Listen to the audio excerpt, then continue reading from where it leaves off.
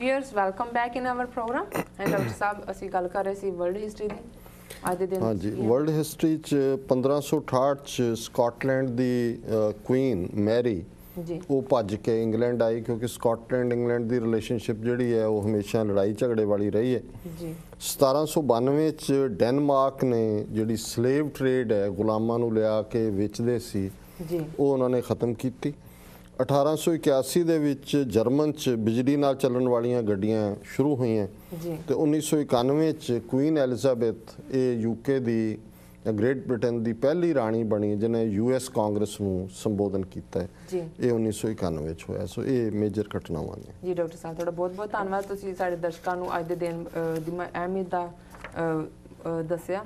ਤੇ ਹੁਣ ਅਸੀਂ ਵਧਦੇ ਹਾਂ ਆਪਣੇ ਸਵਾਲ ਜਵਾਬ ਵੱਲ। ਤੇ ਸਾਡਾ ਪਹਿਲਾ ਸਵਾਲ ਹੈ ਸਾਡਾ ਪਹਿਲਾ ਸਵਾਲ ਹੈ, ਅਮਰੀਕਾ ਦੀ ਗਨ ਲਾਬੀ ਵੱਲੋਂ ਮਹਾਤਮਾ ਗਾਂਧੀ ਦੀ ਤਰਜ਼ ਤੇ ਸੱਤਿਆਗ੍ਰਹਿ ਕਰਨ ਦਾ ਐਲਾਨ ਤੇ ਕੀ ਹੈ ਇਹ ਸੱਤਿਆਗ੍ਰਹਿ? ਦੇਖੋ, ਅਮਰੀਕਾ 'ਚ ਇਸ ਵੇਲੇ ਬੜੀ ਇੰਟੈਂਸ ਡਿਬੇਟ ਚੱਲ ਰਹੀ ਹੈ। ਜੀ ਇੱਕ ਪਾਸੇ ਗਨ ਲੌਬੀ ਹੈ ਜਿਹੜੀ ਕਿ ਸੈਕੰਡ ਕਨਸਟੀਟਿਊਸ਼ਨ ਦਾ ਸੈਕੰਡ ਅਮੈਂਡਮੈਂਟ ਦਾ ਯੂਐਸ ਕਨਸਟੀਟਿਊਸ਼ਨ ਸਹਾਰਾ ਲੈ ਕੇ ਜੀ ਕੋਈ ਜਿਹੜੀ ਹੈ ਰੈਸਟ੍ਰਿਕਸ਼ਨ ਨਹੀਂ ਚਾਹੁੰਦੀ ਕਿ ਗਨਸ ਦੇ ਉੱਤੇ ਹੋਏ। ਦੂਸਰੇ ਪਾਸੇ ਇੱਕ ਬੜੀ ਪਾਵਰਫੁਲ ਲੌਬੀ ਜਿਹੜੀ ਕਿ ਚਾਹੁੰਦੀ ਹੈ ਕਿ ਵੀ ਜਿੰਨੀ ਵਾਇਲੈਂਸ ਗਨਸ ਦੇ ਨਾਲ ਹੁੰਦੀ ਹੈ, ਜੀ 50-60 ਹਜ਼ਾਰ ਬੰਦਾ ਤਾਂ ਪਿਛਲੇ ਕੁਝ ਮਹੀਨਿਆਂ ਦੇ ਵਿੱਚ ਹੀ ਅਮਰੀਕਾ 'ਚ ਮਰਿਆ ਗਨ ਵਾਇਲੈਂਸ 'ਚ, ਜੀ ਵੀ ਇਸ ਦੇ ਉੱਤੇ ਕੋਈ ਨਾ ਕੋਈ ਪਾਬੰਦੀ ਲੱਗਣੀ ਚਾਹੀਦੀ ਹੈ। ਜੀ ਹੁਣ ਇਹ ਜਿਹੜੀ ਖਬਰ ਹੈ ਕਿ US gun lobby invokes Mahatma Gandhi in right to bear arms. ਜੀ ਹੁਣ 4 ਜੁਲਾਈ ਅਮਰੀਕਾ ਦਾ ਡੈਕਲੇਰੇਸ਼ਨ ਆਫ ਇੰਡੀਪੈਂਡੈਂਸ ਦਾ ਡੇ ਹੈ। ਜੀ ਇੱਕ ਯੂਐਸ ਮੈਰੀਨ ਚੋਂ ਥਰੂ ਆਊਟ ਕੀਤਾ ਹੋਇਆ ਬੰਦਾ ਹੈ ਜਿਹਦਾ ਨਾਮ ਐਡਮ ਕੌਸ਼ਿਸ ਹੈ। ਜੀ ਇਹ ਇੱਕ ਅਮੀਰ ਪਿਓ ਦਾ ਮੁੰਡਾ ਹੈ। ਇਹਨੇ ਮੈਰੀਨ ਦੇ ਤੌਰ ਤੇ ਇਰਾਕ 'ਚ ਗਿਆ, ਫਿਰ ਆਇਆ, ਫਿਰ ਉਹਨੇ ਕਿਹਾ ਜਿਵੇਂ ਵਾਰ ਦੇ ਅਗੇਂਸਟ ਹੈ।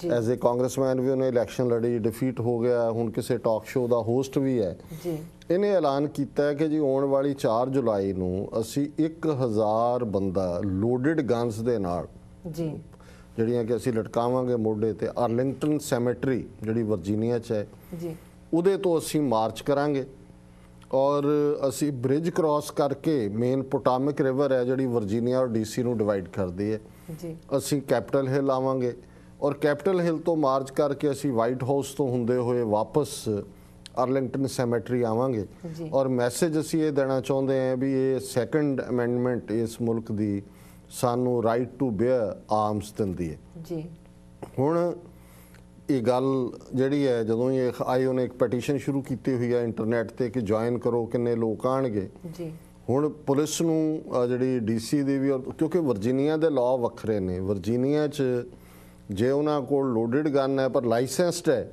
ਤੇ ਉਹ ਉਹਨਾਂ ਨੂੰ ਰੋਕ ਨਹੀਂ ਸਕਦੇ। ਔਰ ਜਿਹੜਾ ਉਹਨਾਂ ਦਾ ਪੁਲਿਸ ਚੀਫ ਹੈ ਡੀਸੀ ਦਾ, ਉਹਨੇ ਕਿਹਾ ਵੀ ਠੀਕ ਹੈ ਅਸੀਂ ਉਹਨਾਂ ਨੂੰ ਪੁਲ ਦੇ ਉਰਲੇ ਬੰਨੇ ਮਿਲਾਂਗੇ, ਜੀ ਕਿਉਂਕਿ ਜਿਹੜਾ ਡੀਸੀ ਦੇ ਵਿੱਚ ਜਿਹੜੇ ਲਾਅ ਨੇ ਉਹ ਡਿਫਰੈਂਟ ਨੇ। ਉਹਦੇ 'ਚ ਤੁਸੀਂ ਕੋਈ ਵੀ ਬੇਸ਼ੱਕ ਲਾਇਸੈਂਸਡ ਗਨ ਹੈ ਤੁਸੀਂ ਉਹਨੂੰ ਲੋਡ ਨਹੀਂ ਕਰ ਸਕਦੇ। ਜੀ ਔਰ ਵਰਜੀਨੀਆ 'ਚੋਂ ਤਾਂ ਉਹ ਆ ਸਕਦੇ ਨੇ, ਪਰ ਇਹਦੇ 'ਚ ਦਿਲਚਸਪ ਗੱਲ ਇਹ ਹੈ ਵੀ ਇੱਕ ਹੋਰ ਗਰੁੱਪ ਹੈ ਪੀਸਨਿਕਸ ਦਾ, ਉਹਨਾਂ ਦਾ ਨਾਂ ਹੈ ਕੋਡ ਪਿੰਕ, ਜੀ ਜਿਹੜੇ ਕਿ ਗਨਸ ਦੇ ਖਿਲਾਫ ਨੇ।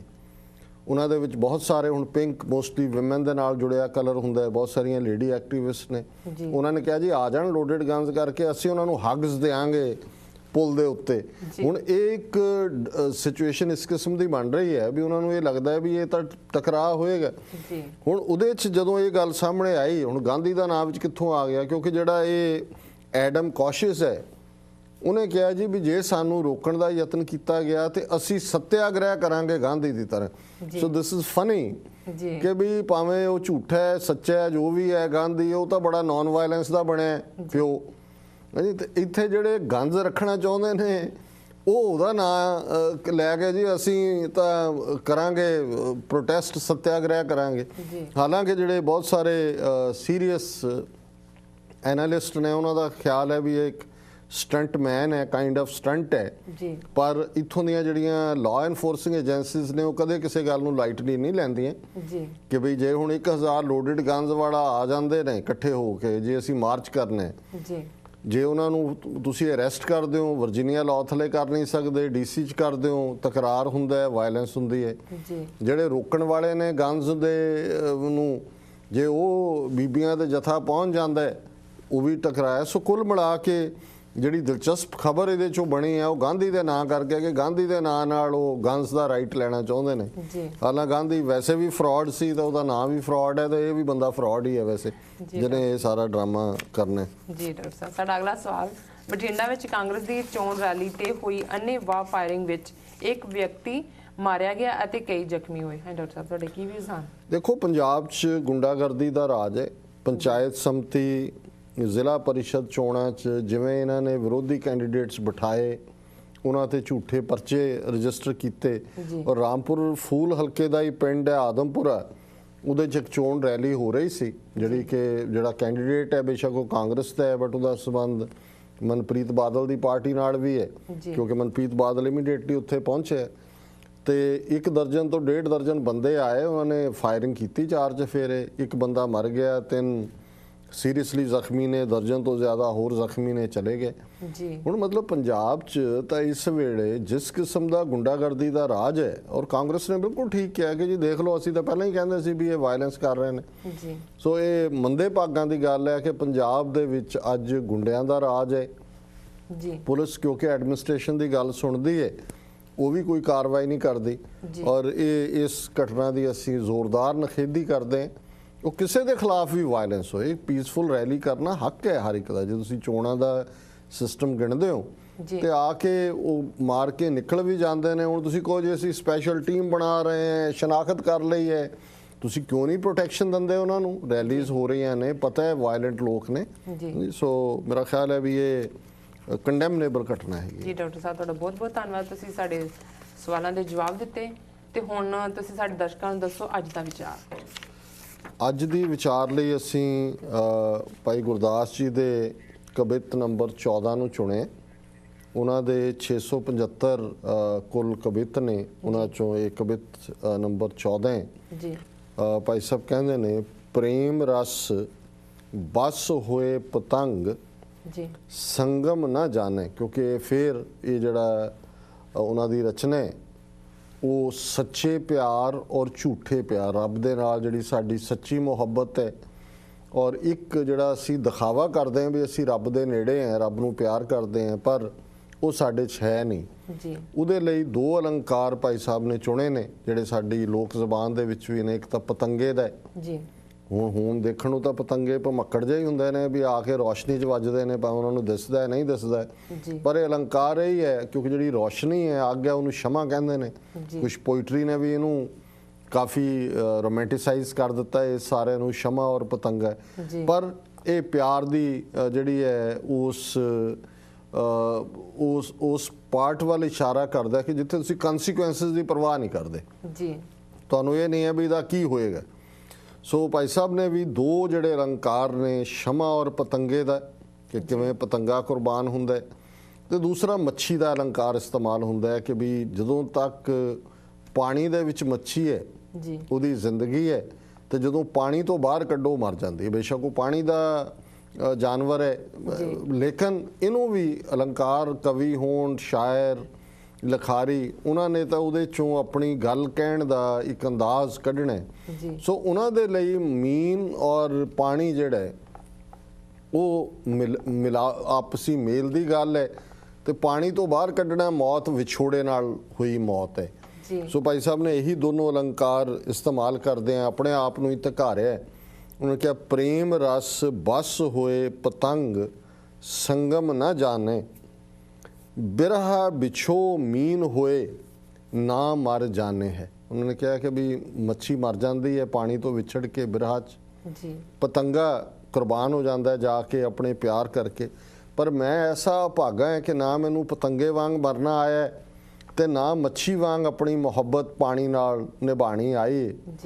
ਫਿਰ ਉਹ ਕਹਿੰਦੇ ਨੇ, ਦਰਸ ਧਿਆਨ ਜੋਤ ਮੈਂ ਨਾ ਹੋਏ ਜੋਤੀ ਸਰੂਪ, ਚਰਨ ਬਿਮੁਖ ਹੋਏ ਪ੍ਰਾਨ ਠਹਿਰਾਨੇ ਹੈ, ਕਿ ਮੈਂ ਆਪਣੀ ਜ਼ਿੰਦਗੀ ਨੂੰ ਲੈ ਕੇ ਬੈਠਾ ਹੋਇਆ, ਅਜੇ ਵੀ ਮੇਰੇ ਪ੍ਰਾਣ ਮੇਰੇ 'ਚ ਅਟਕੇ ਹੋਏ ਨੇ, ਤੇ ਚਰਨਾਂ ਤੋਂ ਮੈਂ ਬੇਮੁਖ ਹਾਂ। ਮੈਂ ਚਰਨਾਂ ਨਾਲ ਜੁੜਿਆ ਹੋਇਆ ਨਹੀਂ, ਪਰ ਸਟਿਲ ਜਿਉਂ ਰਿਹਾ। ਮੈਨੂੰ ਤਾਂ ਚਾਹੀਦਾ ਸੀ ਕਿ ਦਰਸ ਧਿਆਨ ਜੋਤ, ਕਿ ਮੇਰਾ ਧਿਆਨ ਉਸ ਦਰਸ਼ਨ ਦੇ ਨਾਲ, ਉਸ ਪਿਆਰੇ ਦੀ ਜੋਤ ਵਿੱਚ ਜੀ ਗੁਣਤ ਹੋ ਜਾਂਦਾ ਹੈ, ਪਰ ਉਹ ਮੈਂ ਕਰ ਨਹੀਂ ਸਕਿਆ, ਜੋਤੀ ਸਰੂਪ ਮੈਂ ਬਣ ਨਹੀਂ ਸਕਿਆ। ਔਰ ਇਹਦੇ ਬਾਵਜੂਦ ਮੈਂ ਚਰਨ ਵਿਮੁਖ ਹੋ ਕੇ ਰੱਬ ਤੋਂ ਮੈਂ ਅਜੇ ਵੀ ਜਿਉਂਦਾ। ਜੀ ਮਿਲ ਬਿਛਰਤ ਗਤ ਪ੍ਰੇਮ ਨਾ ਬਿਰਹਾ ਜਾਨੀ, ਮੀਨ ਉਹ ਪਤੰਗ ਮੋਹੇ ਦੇਖਤ ਲਜਾਨੇ ਹੈ। ਕਿ ਮੇਰੀ ਹਾਲਤ ਦੇਖ ਕੇ ਜਿਹੜੇ ਪਤੰਗਾ ਹੈ ਔਰ ਮੱਛੀ ਹੈ ਉਹਨੂੰ ਸ਼ਰਮ ਆਉਂਦੀ ਹੈ ਕਿ ਅਸੀਂ ਸੱਚੇ ਪਿਆਰ 'ਚ ਆਪਣਾ ਆਪ ਕੁਰਬਾਨ ਕਰ ਦਿੱਤਾ ਹੈ, ਤੇ ਇਹ ਇੱਕ ਐਸਾ ਪਖੰਡੀ ਹੈ ਕਿ ਜਿਸ ਦੇ ਅੰਦਰ ਸਿਰਫ ਤੇ ਸਿਰਫ ਇੱਕ ਝੂਠਾ ਪਿਆਰ ਹੈ। ਜੀ ਮਿਲ ਬਿਛਰਤ ਗਤ ਪ੍ਰੇਮ ਨਾ ਬਿਰਹਾ ਜਾਨੀ, ਮਿਲਣ ਦੀ ਵਿਛੜਨ ਦੀ ਉਹ ਸਾਰੀ ਸੱਚੀ ਕਹਾਣੀ ਮੇਰੇ ਉੱਤੋਂ ਦੀ ਲੰਘ ਗਈ, ਮੈਂ ਉਸ ਦਾ ਹਿੱਸਾ ਨਹੀਂ ਬਣਿਆ, ਇਸ ਲਈ ਮੇਰੀ ਪ੍ਰੀਤ ਝੂਠੀ ਹੈ। ਤੇ ਅਖੀਰ ਕਨਕਲੂਡ ਕਰਦੇ ਨੇ, ਜੀ ਮਾਨਸ ਜਨਮ ਤ੍ਰਿਗ, ਧਨ ਹੈ ਤ੍ਰਿਗਦ ਜੋਨ, ਕਪਟ ਸਨੇਹ ਦੇ ਨਰਕ ਨਾ ਮਾਨੇ ਹੈ। ਜੀ ਕਿ ਮੇਰਾ ਜੀਵਨ ਮਨੁੱਖ ਹੋਣਾ ਤ੍ਰਿਕਾਰ ਹੈ। ਜੀ ਮੇਰੇ ਨਾਲੋਂ ਤਾਂ ਇਹ ਜਿਹੜੀ ਤ੍ਰਿਗਦ ਜੋਨ ਹੈ, ਰੈਪਟਾਈਲਸ, ਇਹ ਜਿਹੜੇ ਇਨਸੈਕਟ ਨੇ, ਇਹ ਧਨ ਨੇ ਕਿ ਉਹਨਾਂ ਨੇ ਆਪਣੀ ਪ੍ਰੀਤ ਨਿਭਾਈ ਹੈ। ਮੱਛੀ ਨੇ ਪਾਣੀ ਨਾਲ, ਪਤੰਗੇ ਨੇ ਸ਼ਮਾ ਨਾਲ। ਮਾਨਸ ਜਨਮ ਤ੍ਰਿਗ, ਧਨ ਹੈ ਤ੍ਰਿਗਦ ਜੋਨ, ਕਪਟ ਸਨੇਹ ਦੇ ਨਰਕ ਨਾ ਮਾਨੇ ਹੈ। ਵੀ ਮੈਨੂੰ ਤਾਂ ਨਰਕਾਂ ਦੇ ਵਿੱਚ ਵੀ ਥਾਂ ਨਹੀਂ ਮਿਲਣੀ, ਨਰਕ ਨੇ ਵੀ ਮੈਨੂੰ ਐਕਸੈਪਟ ਨਹੀਂ ਕਰਨਾ, ਕਿਉਂਕਿ ਮੈਂ ਕਪਟੀ ਹਾਂ, ਮੈਂ ਸਿਰਫ ਦੇਹ ਨੂੰ ਪਿਆਰ ਕੀਤਾ ਹੈ। ਸੱਚੀ ਪ੍ਰੀਤ ਦੀ ਗੱਲ ਮੈਨੂੰ ਸਮਝ ਨਹੀਂ ਆਈ, ਰੱਬ ਤੋਂ ਮੈਂ ਕੁਰਬਾਨ ਨਹੀਂ ਹੋਇਆ, ਰੱਬ ਤੋਂ ਫਿਦਾ ਨਹੀਂ ਹੋਇਆ, ਰੱਬ ਨੂੰ ਆਪਣਾ ਆਪ ਨਹੀਂ ਦਿੱਤਾ, ਰੱਬ ਦੇ ਨਾਲ ਆਪਣਾ ਆਪਾ ਮਿਲਿਆ ਨਹੀਂ। ਮੇਰੇ ਨਾਲੋਂ ਤਾਂ ਮੱਛੀ ਔਰ ਪਤੰਗੇ ਜਿਹੜੇ ਨੇ ਉਹ ਸੱਚੇ ਪਿਆਰ ਦੇ ਅਲੰਬਰਦਾਰ ਜਿਹੜੇ ਨੇ, ਉਹ ਰੀਅਲ ਟਰੂ ਲਵਰ ਨੇ। ਜੀ ਡਾਕਟਰ ਸਾਹਿਬ, ਤੁਹਾਡਾ ਬਹੁਤ ਬਹੁਤ ਧੰਨਵਾਦ। ਤੁਸੀਂ ਸਾਡੇ ਦਰਸ਼ਕਾਂ ਨੂੰ ਸਾਡੇ ਗੁਰੂ ਸਾਹਿਬਾਨ ਦਾ ਵਿਚਾਰ ਦੱਸਿਆ ਤੇ ਉਹਨਾਂ ਨਾਲ ਸਾਂਝਾ ਕੀਤਾ, ਭਾਈ ਗੁਰਦਾਸ ਜੀ ਦਾ। ਤੇ ਹੁਣ ਅਸੀਂ ਲੈਣੇ ਆਪਣੇ ਵਿਊਅਰਸ ਕੋਲੋਂ ਇਜਾਜ਼ਤ। ਵੀਰ, ਤੁਸੀਂ ਸਾਡਾ ਪ੍ਰੋਗਰਾਮ ਇਸ ਤਰ੍ਹਾਂ ਹੀ ਵੇਖਦੇ ਰਹੋ ਤੇ ਸਾਡੇ ਪ੍ਰੋਗਰਾਮ ਦਾ ਸਮਾਂ ਹੁਣ ਇੱਥੇ ਸਮਾਪਤ ਹੁੰਦਾ। ਤੁਸੀਂ ਸਾਨੂੰ ਆਪਣੇ ਰਾਏ ਤੇ ਸੁਝਾਅ ਭੇਜਣਾ ਨਾ ਭੁੱਲਣਾ ਸਾਡੇ ਇਸ ਪਤੇ ਤੇ sos@tv84.tv ਤੇ। ਅਸੀਂ ਆਪਣਾ ਪ੍ਰੋਗਰਾਮ ਲੈ ਕੇ ਫਿਰ ਤੁਹਾਡੇ ਰੂਬਰੂ ਹੋਵਾਂਗੇ। ਤਦ ਤੱਕ ਲਈ ਸਾਨੂੰ ਆਗਿਆ ਦਿਓ। ਵਾਹਿਗੁਰੂ ਜੀ ਕਾ ਖਾਲਸਾ, ਵਾਹਿਗੁਰੂ ਜੀ ਕੀ ਫਤਿਹ।